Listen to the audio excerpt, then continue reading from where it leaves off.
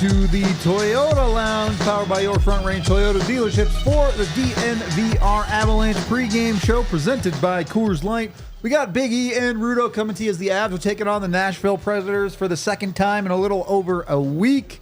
A lot to get to pretty quickly here as we're speed running this pregame a little bit.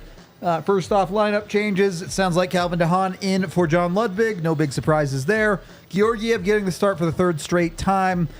I don't know that we necessarily need to talk about that, but maybe a little bit bigger picture. The Avs do put Kaapo Kähkönen on waivers, so it seems like they've made their decision for their two goalies. Yeah, I think it was pretty straightforward. Obviously, you got to make a little room for Val coming in, we're assuming, Friday. Yep. And on top of it, Eustace, is 1-5 out of 6, has not played in the last 3, so you would think that if there is a goalie change next game, it would be Eustace. The next thing you know, I didn't see where he was going to play after this. Yeah. And if it was for just the purpose of getting the two goalies going, then mission accomplished, right? I don't know when they picked him up. Who knows? There's a lot of stuff we don't know, but hey, wish him the best of luck, and then you'll know by tomorrow if he's picked up and gone somewhere else, or he has to report down the highway to Colorado Eagles. And that would be a little bit like a lot of people down there. There'd be a lot of goalies. Yeah. A lot of goalies to sift through at that point. But it is what it is. I mean,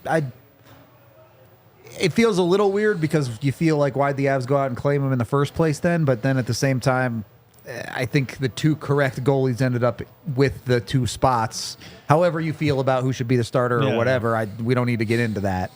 But and again, we'll never know. I mean, the Avs were so bad that game. He played one game, right? And, and he hadn't played in a week, 10 days, whatever it was.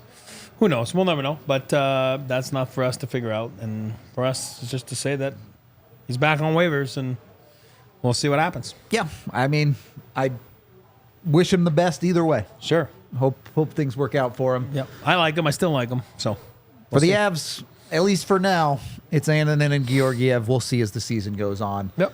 Georgiev tonight. Annunen did lose to the Preds the last time they played the Avs, so I'm maybe just trying to change up that mojo a little bit as much as anything. I don't know. We'll see what it is. For the Avs, Eric, we were talking before the show, and if this isn't your three keys, you can just jump into it, but if it's not, yes, the Avs are thin on the forward side, but it feels like they've probably been relying on the Stars a little bit too much. And look, the Stars are up to the task. Other than getting goalied by Hellebuck in the last 3 games, McKinnon has 9 points. If you remove the shutout, it's 9 points in 2 games. I mean, I know that's cheating, but Mikko's got 5 points, I think, in the last 3 games. Makar has a handful of points, too. What can the Avs do to help out those Stars a little bit more? Well, you got to put a little bit of pressure on yourself, too, to produce offensively. I think guys like... I'm going to use them, and I know you're not expected to score. We know that, but we all know the predicament they're in, so you are expected to score at some point, like we're talking. That's the point you're making. Yeah. Parker Kelly, what a nice young man. Talked to him for a bit this morning. Very history buff about the NHL, so he likes his trivia. Very nice. And but a guy like that, a guy like, again, I say it all the time, Andre. I know his name is Nikolai. I know. I call him Andre. A guy like Andre, 1 goal in 15, 16 games. I mean, somewhere, is he at 2? Oh, yeah, sorry. He scored with 10 seconds to go. Yeah. Okay, great. I'm sorry.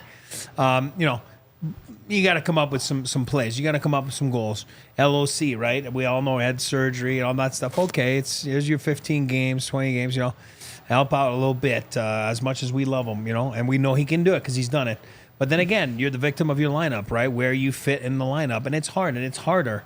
But you have to challenge yourself a little bit, and we'll talk about in the keys how to get it done. And if you challenge yourself, obviously, you want to go and help out because at some point, you do feel guilty a little bit when your stars are just carrying the team. And as a lower end guy, when I say lower end in the lineup, obviously they're all great players in the National Hockey League, but you do feel guilty because you want to help out. And I think a night like tonight would be a perfect example to help out. You know why people love LOC? Because he's a depth guy who gives you 20 to 25 points a year. There you go. Right now, he's on pace for 12. Yeah. You need a little bit more there. You just That's right. do. It's what it is. You're not an NHL forward if you're scoring single-digit points a year. We're on the same page. Yep. We're on the same page. It is what it is. Yep. So we're going to need a little bit of help there. Beyond the depth pitching in, what are the 3 keys for tonight's game? Are we... all right, we'll do it live. All right, perfect. We'll do it live. We'll do it live. Do it live. Key number 1 tonight, Nashville Predators, low to high. I just feel that the Avalanche obviously is a dangerous. I don't know what the numbers are. I'd like to know after if we can look at them, where they rank as a team on rush chances. You know what I mean? On rush chances, I'd have to look. Yeah, not a big deal. But I just feel sometimes with the lineup that you have right now, I'd rather than buck it up a little bit. That's why I say low to high. You know what I mean? Use their overall suspect decor. I'm going to call them a suspect decor, Nashville. It's not my favorite decor in the league. There's about 3 guys there that are average at best in my book. So beat your D to the net. Obviously, lay pucks in the open area down low, but start down low, bring it up high, crash the net, or lay it back down in the areas and create from behind the goal line. You hear me talking about it all the time. Let's not just create chances off the rush. If it's not there, it's not there. But then after that, we can be smart about it, puck management, and then create chances low to high. Number 2, win the transition game. We talk about the quick direct outs all the time. Obviously, speed on the rush that we just talked about, but mix and match the entries and then get and keep the possessions. It's very important that their transition game is on point. Nashville feels good about themselves a little bit because of their last game. Obviously, starting a road trip here, a 5-game road trip. This is game number 1 for them. So let's make sure that you heard them, and we all know that everybody's afraid in the National Hockey League of the transition game. Look no further than the last game when you saw goals by McKinnon and Makar shorthanded. You're talking about quick transition. Holy cannoli, that was unreal to watch. Number 3, play with the lead. I'm going back to it again. I do believe it's a essential part of the game. Get the first goal, play with the lead. I mean, the Preds have lost 4 out of 5 games besides their last 4-0 game against Utah. So you know what? Keep the W's coming at home. Play with the lead. It makes a big difference. It makes the other team change, and it makes the other team be so scared of the 29, 96, 8 triplets, if you want to call them. And so I think it's very important to play with the lead. So that would be my 3 keys tonight. And then let's get going and get that W. You want to be back to 500. You want to be back to another good home game. That would be 2-2 for your homestand of 4 games. Yep. Can't have a perfect homestand until you win the next one. Yeah, that's right. One at a time. Go 1-0. I love your last point of playing with a lead, too, because did the Avs win against Carolina? Yes. Did they deserve to win? Yes. Did they make their life way harder than it had to be? Yes. A 2-0 hole, it's hard to win consistently like that. And thankfully, the Avs stepped up and got it done. But if you do that to yourself repeatedly, we saw earlier in the season, you will not win consistently if you play from behind. It's just the reality of the NHL. You have to start right. You have to give yourself, I don't want to say an easy night, but you have to give yourself maybe the path of least resistance to success. Not like you're right. It's never an easy night, but it's certainly a lot easier. Yeah, right. Man. We also did go to morning skate today, so let's hear it from Gizmo and E for Hockey in the Rockies. Well, good morning from Ball Arena, and it's Hockey in the Rockies because it's game night in Denver as the Nashville Predators come to town. The snow is gone, the weather is warming up, and the Colorado Avalanche are pretty hot right now themselves. They come into this one after a huge victory against the Carolina Hurricanes. What do they got to do to carry that momentum over, E? Yeah, you got to build it up from the last 2 games, right? Obviously, you didn't get it on the scoreboard. The Winnipeg game, you played great, but you didn't get the W. Last game, you followed that with Carolina, top 2 teams in the league, and I thought they played great. They played outstanding. I go back to what he's been saying, Coach Bednar. They got to figure out to win games with the lineup that they have, meaning like not hoping when does Val get back, when does whoever get back. Today, who's in the lineup? How do we go about our group winning games? How do we go about our group managing the puck, managing game situations? I think that they passed the test the last 2 games, and then you got to follow up now for, again, a big divisional matchup with some struggling. And I hate that word because they won 4-0 last game, but they've lost 4 out of 5. Divisional matchup that you want a team to keep below you. You want to stomp on their throat. Yeah, enough with who's coming in and out of the lineup. The past is a ghost. The future's a dream. The only thing you ever really have is the moment that you're in, and this team is finding success in that moment. Of course, the other big talking point will consistently, and probably for the rest of the year, be the goaltending situation. Still carrying 3. Alexander Georgiev will get the start in net again tonight. Not a surprise for any of us covering the team. No, I think he kind of said it last game. I mean, go back to 7, 8 games ago or whatever it was, 9 games ago, he said he's our guy. So I do believe that's his guy, and that's who he's going to deal with. And that's all good. You know, he played fine the last 2 games, and, you know, wish him the best of luck. And I think if you're Eustace, you got to be ready because he has been good, and he has made a lot of wins. I think he's just got to stay sharp, even though right now, let's say he would play Friday. You're talking about a full week without playing again. So, again, not the best situation with 3 goalies. I don't think that's going to last much more, longer, and whatever's coming up soon. Okay, only other lineup change that we see, Ludwig figures back out, Calvin DeHaan figures back in. We heard from Coach about exactly what that decision was, and you said it. It was just about who he thinks could match up body-wise in that bottom spot.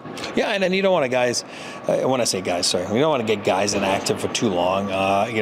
Somehow they escaped it with Shillington playing forward a couple games and get a few shifts, and it's more about the preparation and going through a routine of a game day. And if you're sitting out for 2, 3, 4 weeks, I mean, I tell you, it grinds on your mental, and it's hard. It's not just physically, because those guys do a good job staying fit and getting some drills, but it's not the same thing mentally. You don't feel part of it, and it makes it tough the longer you go. So I think when you don't keep a guy inactive too long is the way to do it, and I think exactly what they did with Ludwig and DeHaan there. Excited to see DeHaan back in the lineup. He looked good in morning skate. Puck drop is coming up tonight at 7 o'clock. Make sure you join our friends on Altitude and Altitude Radio for the call of the game, but the pregame show and the watch-along, DNVR has it. Rudo and Big E will be at the DNVR bar on Colfax. And by the way, very special day today, a heartfelt and very, very grateful Happy Veterans Day to all of the men and women that have served our country. A big one goes out to my father, who served in Vietnam, as well as my uncle, and to my brother and cousin, who are both very proud United States Marines, and happy belated birthday to the Marine Corps as well. You said it best. It's tough to follow up on that, but a big day here in the United States. And again, let's make sure that we show our respect and we say thank you to all who've served. Land of the free, because of the brave, we owe you a debt of gratitude. Thank you all so much. We'll see you tonight for hockey. Snuck up on everyone today.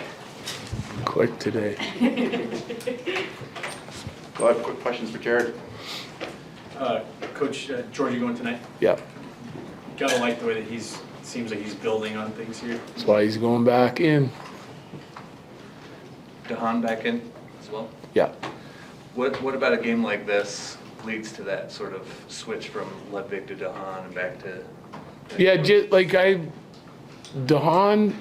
Ludwig played his best game, I'd say, of the year against Nashville in Nashville. And then I took him out. So I wanted to get him back in again and give him another opportunity to sort of follow that up. He played okay. He wasn't feeling great during the game, ended up having to leave because he was sick. So the reason I went back with him was another opportunity and the heaviness in his skating ability against a team like Carolina that's super fast and that plays with a ton of speed through the middle of the ice. I kind of wanted to see what he'd be able to do to help us in that situation. Nashville, a little bit different group. They're really hard on pucks down low.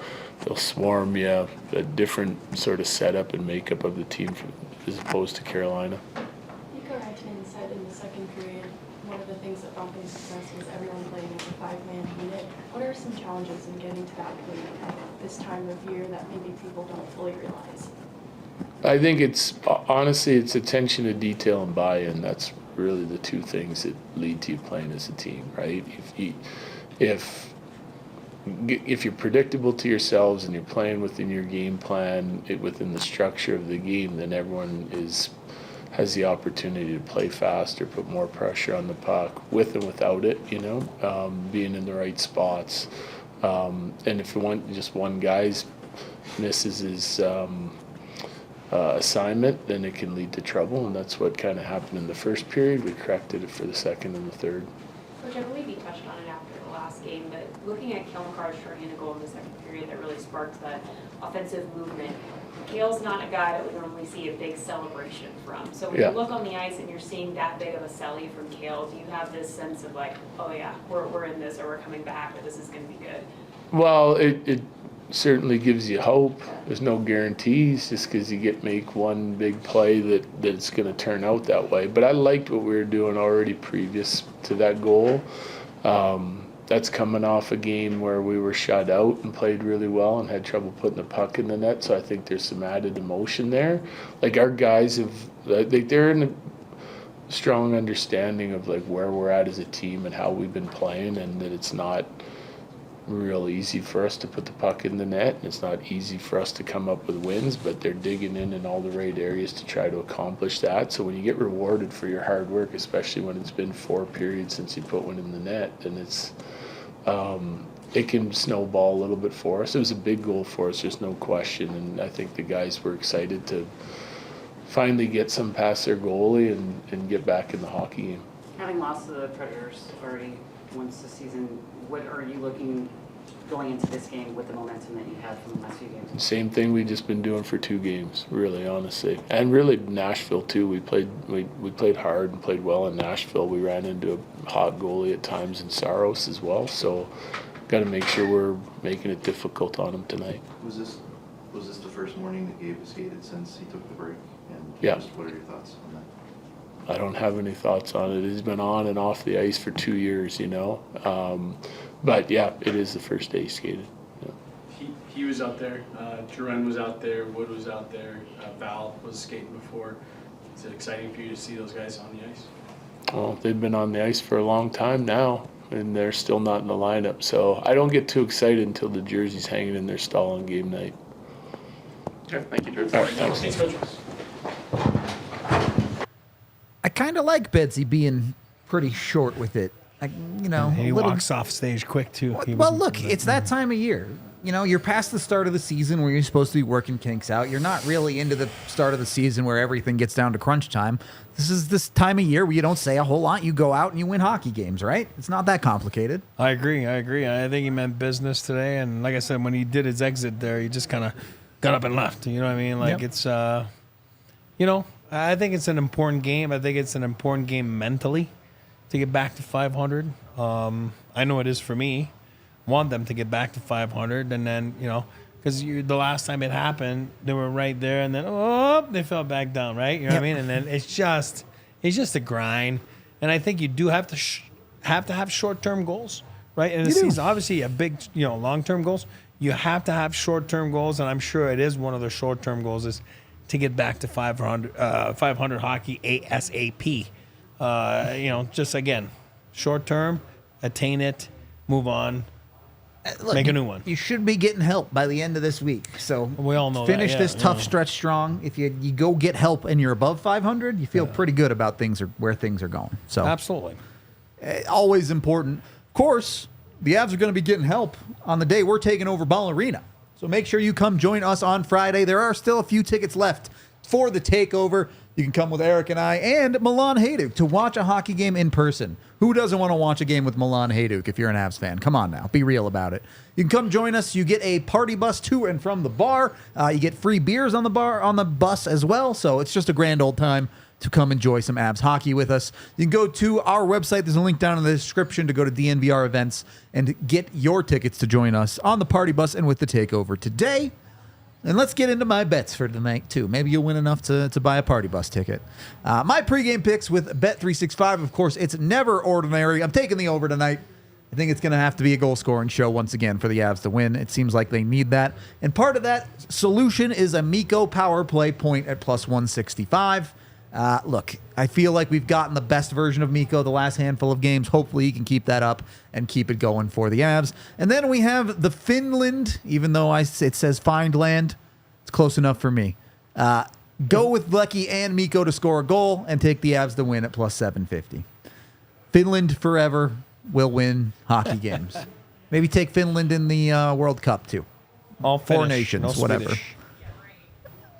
I don't know. Have some fun with it if you're going to throw some bets down. Do it with Bet365. Of course, when you do gamble with Bet365, use the DNVR 365 code, and you must be 21 or older, physically located in Colorado. And if you or someone you know has a gambling problem, call or text 1-800-GAMBLER today. Eric, bit of a quick pregame here, but any final thoughts going into this one? Divisional game. Stomp on them. They haven't been great this year. Takes time. Takes time to gel as a team. We all know Marchessault. We all know Stamkos. You're going to a new group, Brady Shea. You go to a new group. It just different surroundings for your family. Different setups on the power play. Different line mates. Different coaches. It just seems that it's been taking a little bit of time. I know you weren't very heavy on them. I was heavier than you on them on the preseason rankings, right? And then I ran into Andrew Brunette this morning. What a nice man, right? Former Av, a guy that Joel Sakic loved playing with, for the record. Couldn't skate, but boy, oh boy, was he a smart player. Anyway, I think he's a good coach. I think he's a good person. He's going to get those guys going there, and hopefully it's just not tonight. Very important for the Avs to get that win tonight. For many reasons. For all the hand-wringing about where the Avs are and how the season has gone, they're right there. They're not Nashville. I know they lost a game to Nashville, but they're 3 points ahead of Nashville, and Nashville's playing pretty fully healthy as a hockey team, too. Oh, yeah. You let one get away from you maybe against them last time, go out and get the win on this one. There was Tommy Novak, I think that was day-to-day, and that's about it, right? Yeah. I mean, other than that, it's a healthy not much lineup. for them. So maybe an opportunity for the Avs to get a 4-point night in the Central Division, to climb up a little bit in the Central Division too. You win tonight, you're in a playoff spot. I know no one cares about the playoff spots in November, but mentally it helps. It doesn't hurt. I'll put it to you that way. It helps. I don't know. I think I'm expecting a little bit more of a high-scoring game. I know the last one was high-scoring too, but that just seems the way the Avs are finding success with their current lineup right now. They got to put the puck in the back of the net one way or another. So the objective of hockey is to score goals, it turns out. You can't win without scoring a goal. That's what they say. You got to put that galvanized rubber thing into the mesh net there. There you go. Yep. The more you do it compared to the other team, usually you got win. a good chance to win if you do it a lot. Unless they get called back. Well, that's cheating. Then you didn't do it legally. That's right. Is what it is. We are going to wrap up this pregame show, but we do have a watch along and, of course, a postgame after the game coming your way, too. So tune into those. Give us a like and subscribe here on YouTube. This has been the DNVR Avalanche pregame show presented by Coors Light. We all silly like the mayor.